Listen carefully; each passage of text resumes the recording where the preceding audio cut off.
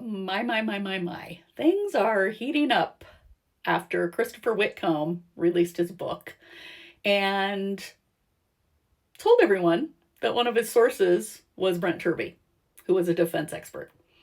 And it became very obvious that Brent Turvey had violated not only the court-imposed gag order, but also an NDA that he had signed with the defense attorney. So this afternoon, the defense finally put out a statement about everything, and Turvey is pushing back. I think we can see why Brent Turvey has been precluded from testifying in several cases. Let's take a look. So the headline reads, Inmate 163214's defense team makes first statement since sentencing, scolds own expert. And this was from Kevin Fixler from the Idaho Statesman. So it says lawyers for convicted killer, who shall remain nameless, have taken aim at a forensic scientist hired to help in their client's defense at his Idaho murder trial, asserting in their first statement since he pleaded guilty last summer that the expert witness violated a standing confidentiality agreement. Attorney Ann Taylor, joined by public defenders Elisa Matzoth and Becca Barlow, alleged that the recent public statements by defense expert Brent Turvey, including earlier this month to the Idaho Statesman, falls outside the ethical and legal norms that are applied to experts in criminal cases. Among a host of experts, Turvey was hired by attorneys late into their handling of the closely watched case solely to provide an opinion about the crime scene. Nothing else, they wrote. He signed a confidentiality agreement on October 30th, 2024, which the defense said remains in effect today. Did you catch that? It still remains in effect. Oh, Mr. Turvey.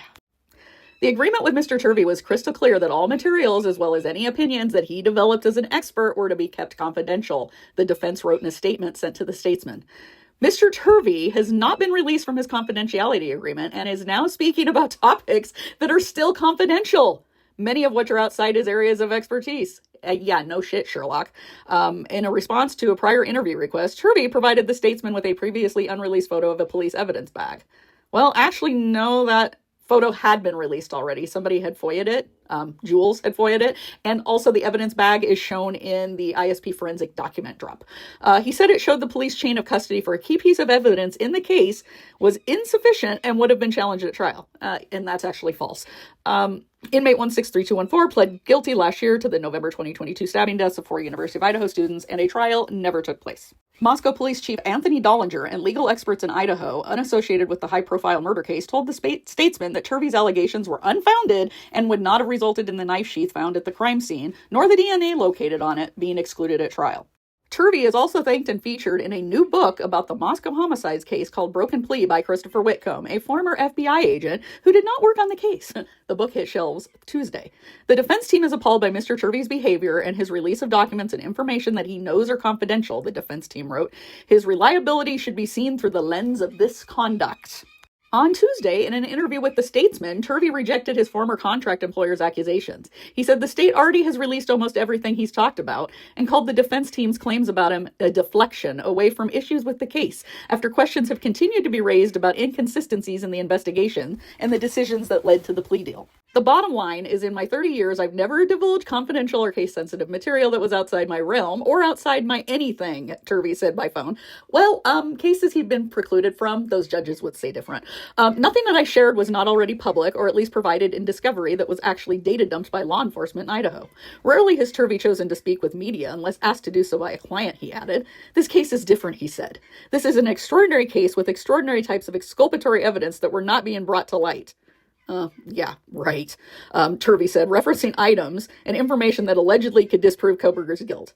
And so that's the reason for the discussion with Whitcomb, because so much stuff was being misstated and buried and not talked about by both sides. He challenged Taylor and her team to point to specific violations of the confidentiality agreement he signed, because nothing he has said reveals attorney-client privileged information or would cause harm to their client, Turvey said. I couldn't possibly guess what's in her head, he told the Statesman. You'd have to ask her to be specific. And if she's too specific, she can get herself into a lot of trouble. Pfft. Inmate 163214 was sentenced to 4 life terms in prison with no chance of parole as part of his plea deal that bypassed a trial and allowed him to avoid the death penalty. He also waived all of his appeal rights.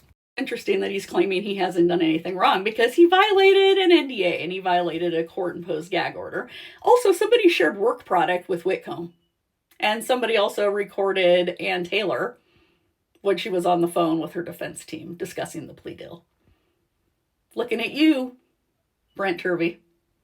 Looking at you. I think we now know who the Dateline leaker was. This guy is an arrogant piece of work. And a lot of what he said is not true. Just like the chain of custody issue. Completely not true. It wouldn't have been thrown out. Chain of custody was followed. They use an electronic system.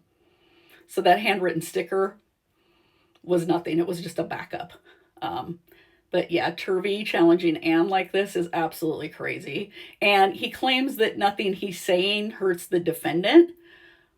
But he doesn't know that, because even though he waived appeals, he still has post-conviction relief that he still could do. He still has a couple months left on that clock to file an appeal. And also, this has put the families through hell again. And this has put the surviving roommates through hell again, especially because they have made basically a target on Dylan's back with this book. And it's absolutely disgusting. So I will keep you updated if any more comes out about this. But yeah, Turvey's not a good guy.